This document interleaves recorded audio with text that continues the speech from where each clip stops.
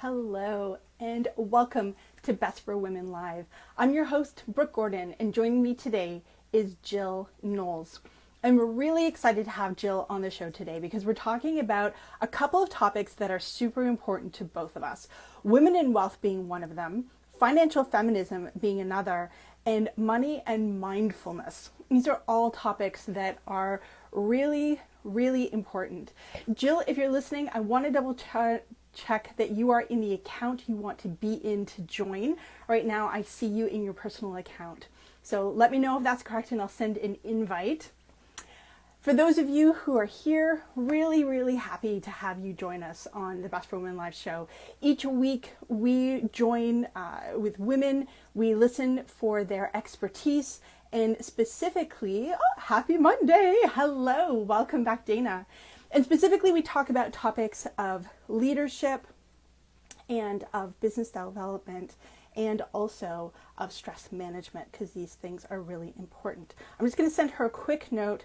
Are you sure you want to join from your personal account? Every so often we have this. Oh, I had a feeling. Perfect. She's here. Love it. So we're going to invite her to join us live now. Amazing.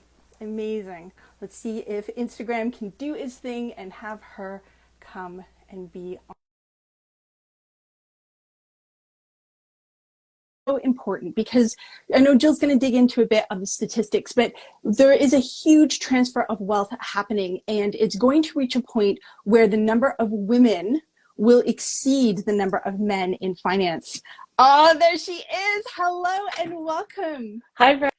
How are you? I'm really good, Jill. I'm just going to adjust my camera a little bit. There we go. Now I'm not cut off at the head. So happy to have you join us today. This topic I know is super important to both you and to me. Me too. Yeah, I'm excited to be here. Thanks for having me. Oh, my absolute pleasure. So I wanted to kick us off to see if you would be comfortable just sharing a little bit about your story, and then we're going to dig into some awesome topics. Yeah, for sure. Awesome. I work for Scotia Wealth Management on the investment side, planning side. But my biggest passion is working specifically with women. And I think we'll talk a bit today about why that's important to both of us. But yeah, I find myself working with women quite often because they're underserved in our industry. And specifically, I did a chartered financial divorce specialist program a few years ago. So typically it tends to be business owners, widows, people who've gone through a divorce, and it just is very rewarding for me to be able to help in those situations.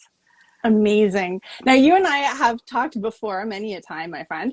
And one of the things you used the expression before, and I want to raise it here because I think it's a really good one, this idea of money in motion. Mm-hmm. And so you talked a little bit about the transitions. Tell me why those transitions are important when it comes to your finances. You talked about death of a loved one, divorce, business owners maybe looking to start to retire, all of these concepts. Why is that a money in motion situation?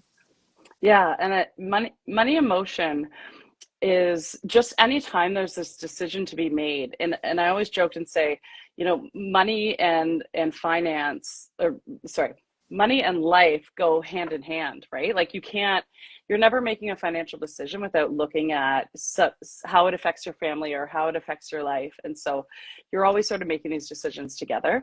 And I find with the, different life transitions, there's always something happening, right? Like if you're retiring or you're getting a package from work or you're selling a business or you're getting an inheritance, there's always sort of this movement of assets. This is that money in motion piece.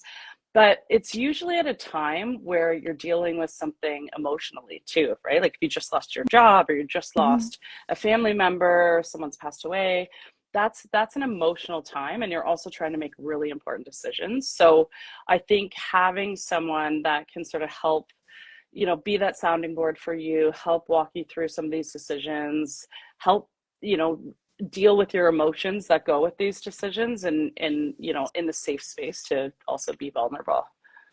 Oh, that's a really good description. I know I can relate to a couple of those instances in my life. I think of the joyous ones when we got married and started figuring out joint budgets and how we wanted to invest in all those big decisions, right through to a layoff. And similarly, what was that going to look like? How did this affect us in our budget? Working with both, from the financial side and also the legal side, what were all the options? So I love that. And you work in a team. Tell me a little bit more sort of this team setting, because money is tied to, it's got lots of tentacles.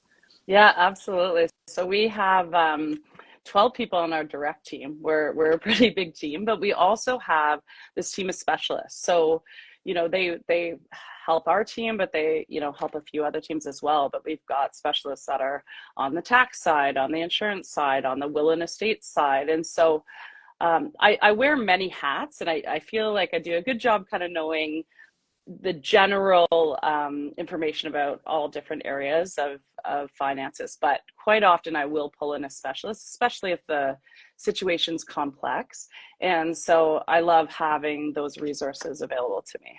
That's awesome. I love that. And it's important, right? Because it is complex and there's such levels of specificity, of expertise, and you might know enough to get guidance. You might know enough to help someone ask good questions, but you want to bring in those experts alongside you so that your clients are getting the full picture. Absolutely. I love that. I love that. You've nicknamed yourself the quarterback for that, I think. Yes. Yeah, so quarterback, and you and I have joked that I hate the term because it's a sport analogy, but on the same note, there's been all these different sports shows or specials out on Amazon Prime and Netflix lately. So I feel like people are more into that right now. But I do feel like a quarterback because I sort of know all the general areas of finance, and I can, listen effectively and make sure that I'm understanding what are the problems that we want to tackle, and then help work towards the solution. And I can't implement all the solutions. That's where I pull in some of my experts. But I think I'm the person that sort of helps implement and it drives that momentum forward to sort of say, okay, now we need to go to this expert and do this. Next step is this. And sort of like just making sure that we're, driving it forward and not saying, here's everything you need to do and never bringing it up again.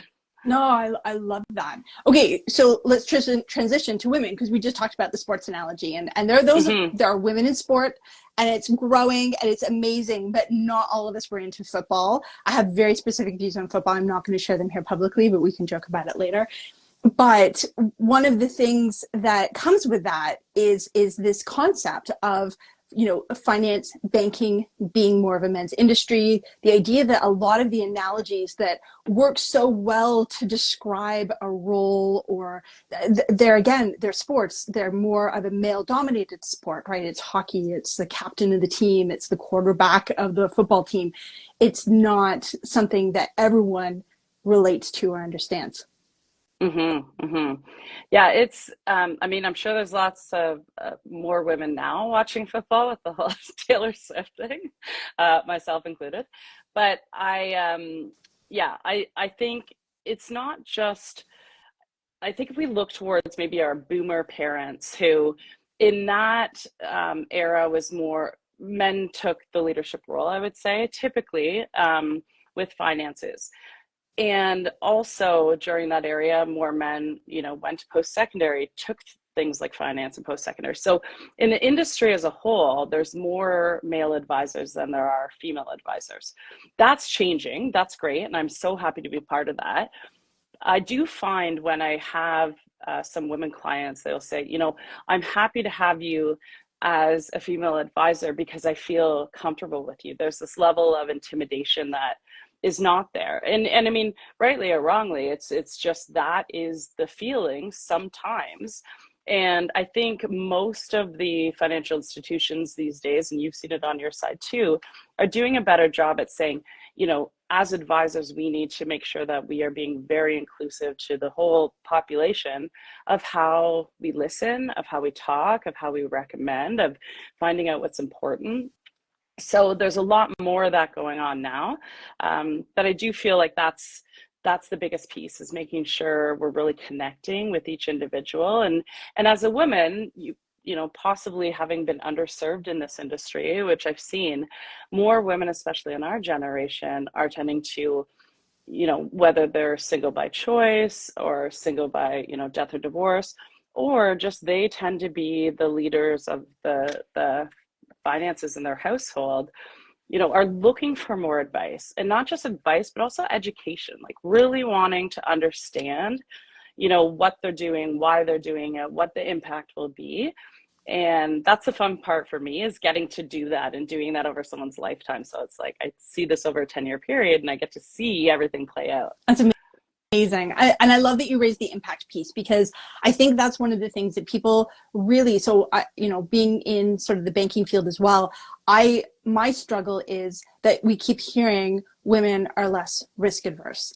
And there's two pieces about that irritate me. One is, systemically, there are many women who were excluded from banking systemically by policy. So I've met women entrepreneurs who are older than me, and they were on their own and they were unable to get a mortgage or a loan for their business because they needed a male co-signer. Didn't matter who it was, just had to be a man who co-signed. Right? So bring a dad, bring an uncle, bring a brother, bring a nephew, doesn't care, as long as it's a man. It's like, are you kidding me? Right? So that has finally been eliminated, but it existed in my lifetime, in your lifetime. Right? So people talk about being risk adverse and not, comfortable talking to bankers. There's legitimate reasons why. I know these stories from entrepreneurs. I know these stories from my own mom, who had trouble banking and would need to sometimes call my dad at the office to get him to just authorize something on the phone that was well within her rights to do. And it didn't even have to be my dad. It could be my uncle posing as my dad. It was just a man's voice on the other end of the line, right? And so we come from that place of true systemic barrier by policy. And then we shift it to this idea of risk adverse. And so women not taking as much risk, I challenge that. Women take a risk all the time. The difference is women want to understand the impact and potential outcomes of their risk. So they're going to do more due diligence up front. Are you seeing the same? Absolutely. Yeah, it's just more of a calculated risk. So I don't think they're more risk adverse. I think there needs to be more education up front, because like you said, it's the why. What's your why in doing this? And that's the impact it's going to have. I mean, that's different for everybody. For a lot of people, men and women, I find when I'm talking to them about financial planning, the biggest key component that comes up in all conversations is family. It always comes back to family. So that's a lot of people's why.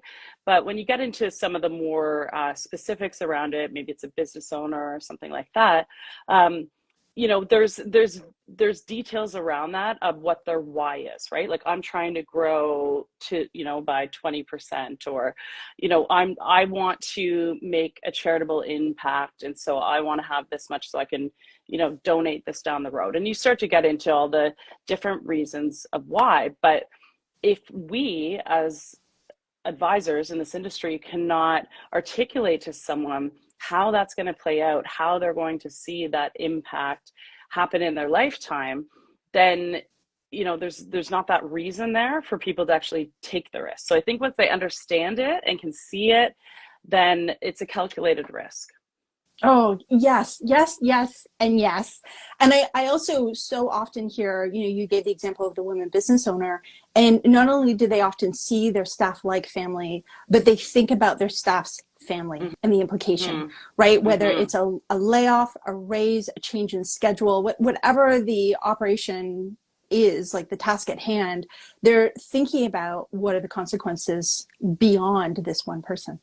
Yeah, absolutely. Absolutely. And I find women in their lives are in that spot in their families too, right? Like, we've talked about the sandwich generation. So I tend to deal with a lot of women that are sort of 55 plus. And so, if you're around 60s, early 60s, you probably got children who are, finishing post-secondary or getting their first house, and then, possibly getting married. And then you've got parents who are aging and you're caring for them. And it's always, a lot to deal with. So if you're a business owner too, and then you've got that other extended family, that's a lot. That really is a lot. Okay, so I want to bring us back to the money and mindset piece. Tell us some of your thoughts around that, because I feel like we're leading into it, but I want to be explicit.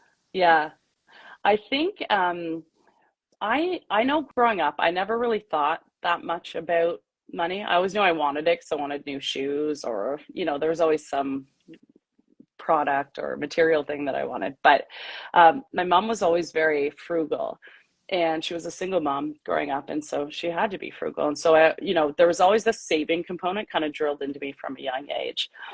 And I went into finance because I absolutely love it. I love numbers and I love planning. And I did with a coach a couple of years ago a exercise that was all about where your mindset on certain things stems from. And one of them was money. And I was writing down things from my childhood, and I'm like, oh, that's why I'm that way. That's why I do it that way. And it was just sort of eye-opening for me about, a lot of what we do now and how we act now comes from how we grew up and the people that were important in our lives. So for me, it was my mom. My mom as a single mom was a role model for me, but also, teachers and just other women and representation.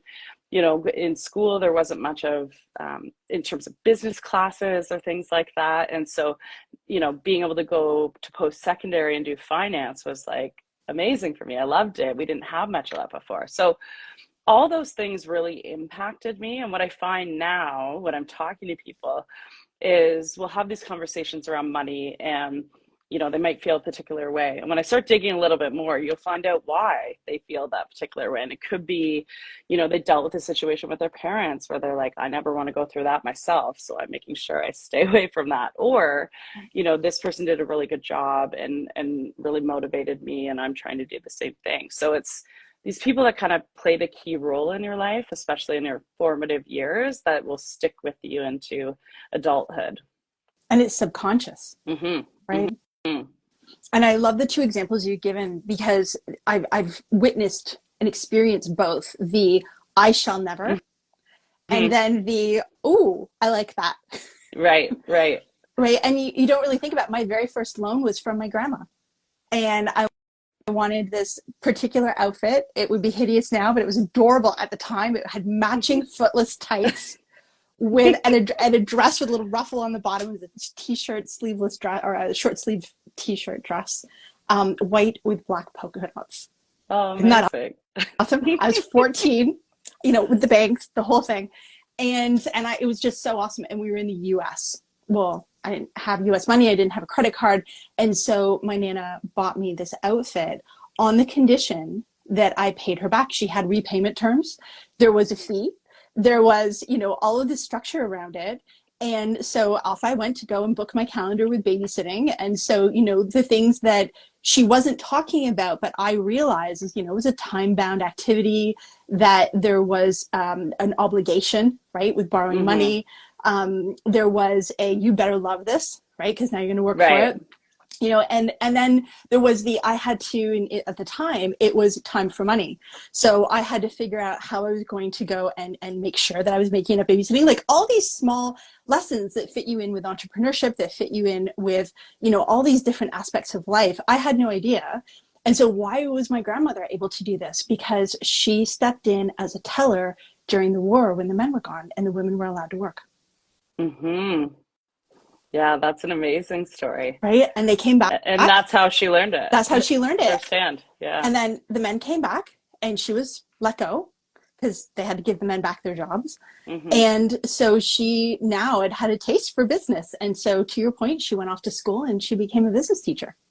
Oh, amazing. Yeah. But you don't, was it conscious? I never really sat down. I regret it now, but I never really sat down to deeply ask her about all of her experiences and how she got there, because I just didn't understand that feminism, that women had barriers at the time. It was much later in life. When I went off to university, I finally started to figure these things out. Me too.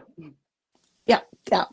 So tell me more about these barriers, this concept, because this is, we're talking about sort of intergenerational knowledge transfer, and this, sort of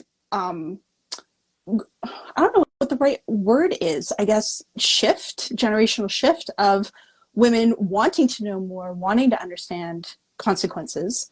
How is some of this manifesting? Are there any stories you can share? Yeah, I think I've sat down with a lot of widows who hadn't managed money before and found themselves in a situation where they had to. And it was Mm. unexpected. There was no time to plan. And that's hard because they're grieving and you're trying to fit a bunch of education into a really short period of time. So that is not the ideal situation. I mean, in those ones I've worked with, it's been a couple of years, but it's turned out great. And I'm so incredibly proud of them. But one of the things I'm trying to say now to younger women is don't let yourself get into that situation. And the biggest thing is just to ask the questions with your banker, with your lender, with your investment advisor.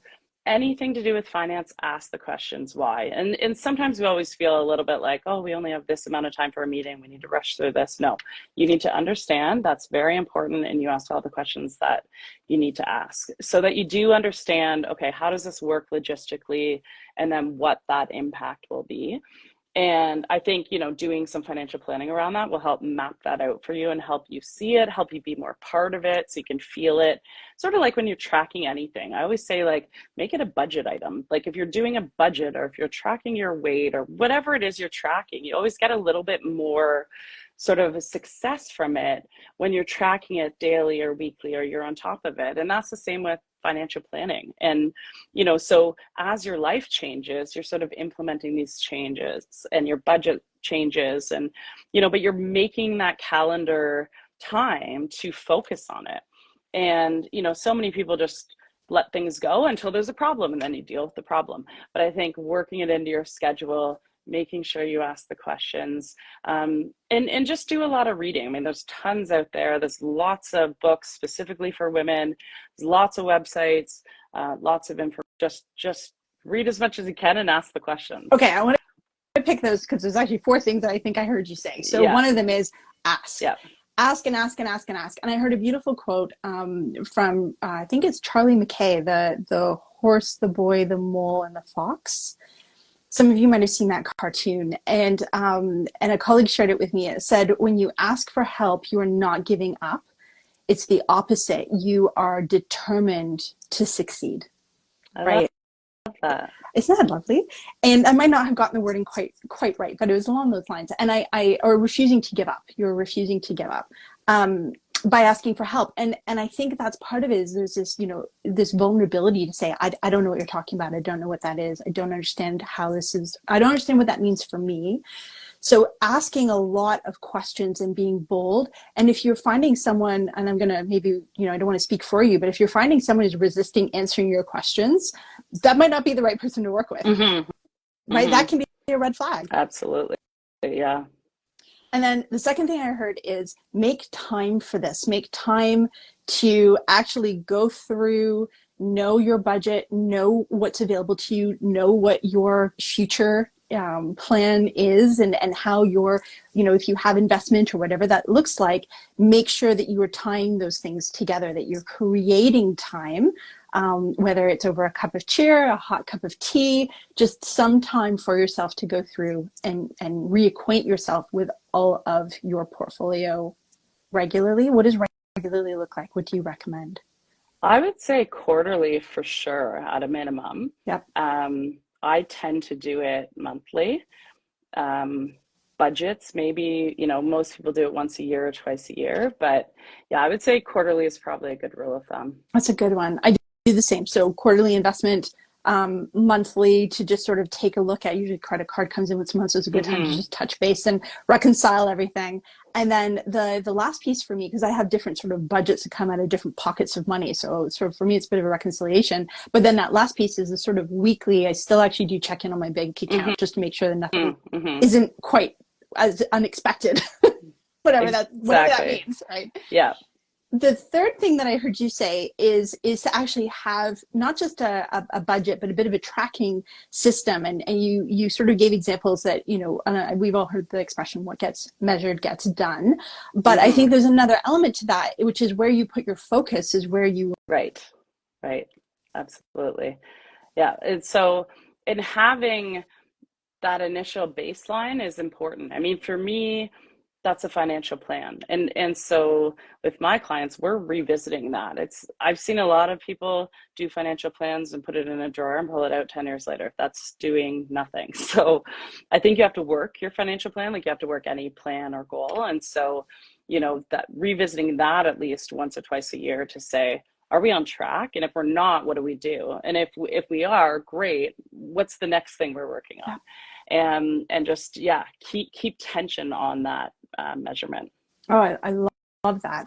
And then the last one was, I'm going to say sort of research, which is the reading. So I'm going to follow up with you afterwards because we've got a couple of the things that I want to touch on, but this idea of resources out there. So you and I will touch base after, and if there's any specific resources that you recommend, we can drop those into the show notes. Yeah, absolutely. Awesome. And I'm going to add one more thing to that too, and that's having a conversation with your spouse, with your family.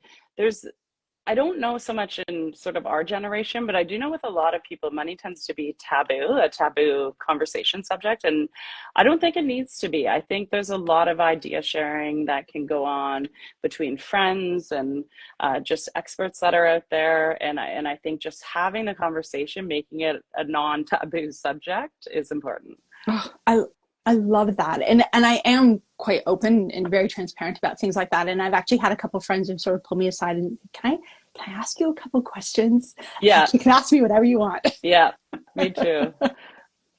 I love that.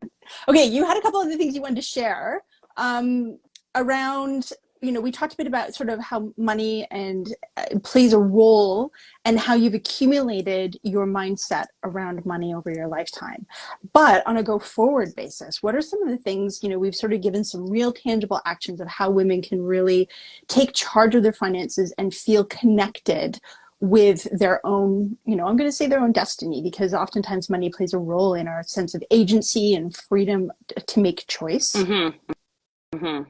What are some of the other pieces? Well, I think to feel you want to be empowered to or feel empowered to have confidence in your financial future, right? And sometimes just for us, I think just being on a path, even though we may not be there yet, but we know we're working towards something, kind of gives us that feeling. And so a lot of times we need that quarterback or person to sort of work the plan. And so I think having that person, and I think that person has to be someone that you like, you trust, and there's a connection there. There was a study done, I think it was by Sun Life last year, and it was that more women actually leave their financial advisors due to a poor connection with that advisor than due to poor performance. And in an age like we are in today, where there's a lot of AI and do-it-yourself type of thing, the money management part of it is becoming a bit more commoditized. The biggest thing now is that relationship and how that person, can work the plan for you and give the advice that you need, because we're not getting that from AI. So I think having a connection with someone is very important. And just because your neighbor works with someone and says this person's great may not be the fit for you. Like, I think everyone has their own personality fit.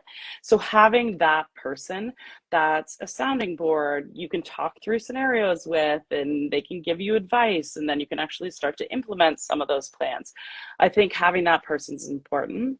Back to the education piece, just educate yourself as much as you can, ask the questions, and anyone in a professional setting should be able to answer those questions and understand why they're important, especially to your unique situation, to you and your family. So I think those are the two biggest ones. One of the stats I read recently was that by 2028, women are going to control over $4 trillion, trillion with a T, of wealth. So that's not that far off, and that's double the amount that women control today. So meaning there's going to be more, divorce where there's an asset split, inheritance coming through from maybe boomer parents passing away. The fact that women are making quite a bit more money today in their careers than they have in the past. So, they're going to be controlling more of the money. And I think, we can't sit back and just say, well, it'll play out, right? I think we need to be in charge of creating the plan, and working the plan, and then having someone help us kind of maintain that plan going forward. I love that. I'm gonna ask you, I don't know, hopefully not a silly question, but when you say the plan, what is can you help us visualize? What is a plan?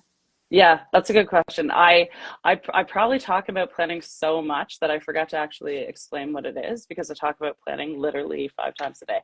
Um, the plan is a total wealth plan. And so, historically people would say financial planning. I think that's, not broad enough. So total wealth planning quite often is your whole situation into one, like breaking down the silos of lending and banking and, investments. And it's, how does my whole financial life, and maybe you own a business and there's a corporate side too, how does that impact me and my family? And how does it help us achieve our goals? Right. And so sometimes that plan for maybe someone our age is more focused on saving and tax minimization and, topping up TFSAs and saving for a child's education. But sometimes it's totally focused on estate planning, and it's actually, how do I get those assets to the next generation and minimize tax and, give some money to charity. Maybe there's a philanthropic part to it, or there's that part in the middle where it's, maybe I'm looking at retirement and I've been working my whole life and I have no idea what that means. And the biggest topic of conversation for anyone in this industry lately has been longevity. Retirement used to be, you retire at 65, you passed away by 75 or 85, and it's this short little time frame. And now retirement can very easily be this 30-year window, and retirement could be working part-time for 10 years in retirement, and then traveling. And then the other thing we need to think about as we're living longer is increased medical costs for us and our family. So there's a lot more conversation around that, and then planning around what does that look like for your family financially. And what I appreciate in the examples you just gave, Jill, is how it shifts, right? So the person who's planning for a child's education is likely not having, it happens, but likely not the same conversation as, well, I'm about to retire. Right. To your point at the beginning, the people who are thinking about retirement, their kids are now at an age where they may have finished school. So this plan, the putting it away for 10 years, holy cow, how much has changed in 10 years, right? Exactly. How irrelevant is that piece of paper because it was a snapshot in time. Absolutely. Okay, and when you talked at the very beginning about bringing in those experts, it's okay, well, this is what tax planning could look like. This is, maybe some information around real estate. Here's some information, you're the expert around investment, sort of bringing that whole picture together, bringing in insurance, all different types of vehicles and options to make sure that your total wealth and your intention for that wealth in the future is all met. Absolutely. Yeah. And those experts change over time. I mean, as you get older, it might be more retirement expert or will and estate planning expert. And that's where, you have to be really specific on your will. Whereas earlier on, it might be more projecting on the savings side, or, having more education around what does post-secondary education cost for your kids so you can appropriately save, and what's the inflation amount that we should apply to that, right? Because it's always typically been more than normal inflation. And normal inflation right now is really high. So when we're looking at sending our kids to school in 10 years, what does that look like? And what's that annual cost going to be? Because I think it's going to be a lot bigger than a lot of people expect. Yeah. And your experience doesn't count. I went to school, I'm old enough that my very first year, if you can believe this, my first year in engineering, I think it was $3,500, right? And now first year is well over 10. Oh yeah. And if you're living there and you have a food plan and all that kind of stuff, I mean, it's easy to spend $25,000 a year per year for school, like for your whole kind of expenses. And yeah, it's a lot. If you're doing a 4-year program or you're doing a post-grad, like that's a lot of money to have put aside. And I mean, we do some financial literacy series for kids of some of our clients. So they're younger, and we talk about saving money and contributing towards your own education. And personally, I had to pay for my own education, and my grades went up by quite a bit when I was paying for it versus when I was in public school and no one was paying for it. So I find that the kids having a bit of skin in the game around their education will motivate them a little bit. I also pay for my education. It's It is a special feeling when you come out and they hand you this, framed certificate or this certificate to be framed, and you're like, I own that. Mm-hmm. Absolutely. It's a very different feeling. I know for me, I refuse to change my name on it. I've got my maiden name, and I was like, listen, it's the name of the degree, it stays. Mm-hmm. Absolutely. Yeah, because you earned it. Yeah, 100%. Oh, I love that. Jill, what are some of the other things you wanted to chat about today? I know this has flown by so quickly. Um, I think just knowing that, there's lots of help out there. I think people sometimes don't know where to start. And I always use the expression, just get the plane in the air and then you can adjust. But just start, start with something. And quite often people's starting point tends to be at their banks, right? So, you can talk to your banker, and that's a good starting point for, starting an RSP or TFSA. As you get older and you accumulate more net worth, you would probably want to work with, a wealth advisor, have, some customized financial planning done. But just, make that a priority, I think is my key point. And know there's lots of information and resources out there. I'm one of them. But I also, as you know, Brooke, and we've gone to a lot of the same events, attend a lot of these events that are specific to women and educational in nature and great networking.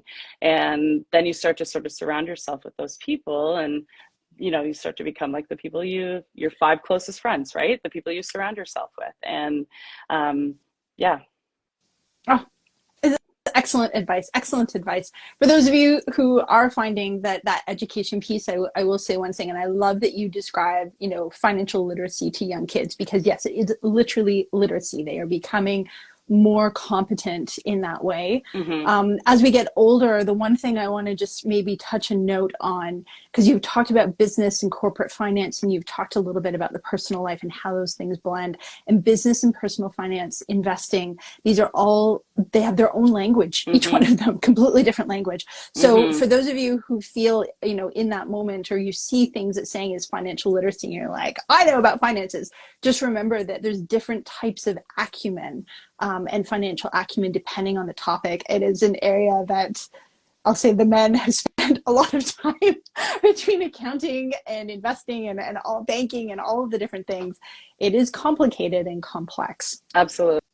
Yeah. And we've talked about that term acumen, because I feel like literacy is like you're kind of starting at ground zero, but I think acumen is you're just building on what you already know, right? And so, there's like, if we went to the doctor and there was a diagnosis about something we didn't know about, we'd be asking all those questions. We wouldn't feel embarrassed to ask, right? We would just say, okay, please tell me more about that. I really want to know, because this is now impacting my life and I need to make decisions based on the information that you give me.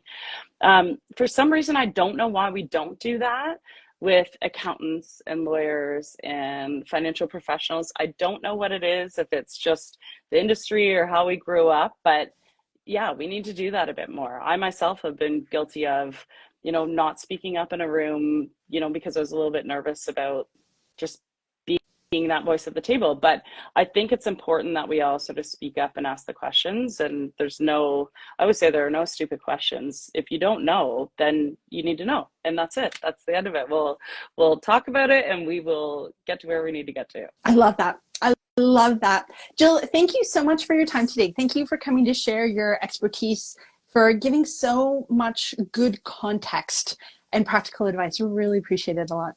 Thanks so much for having me, Brooke. You're so welcome. To everyone who's been listening, this has been it's been Best for Women, the podcast live. Delighted to have all of you here. Delighted to have Jill here with us. So we'll be dropping more education notes. She and I will be in a follow-up, and we'll make sure to get you those. You can find those on bestforwomen.ca/podcast. Thank you, everyone. Have a great rest of your day.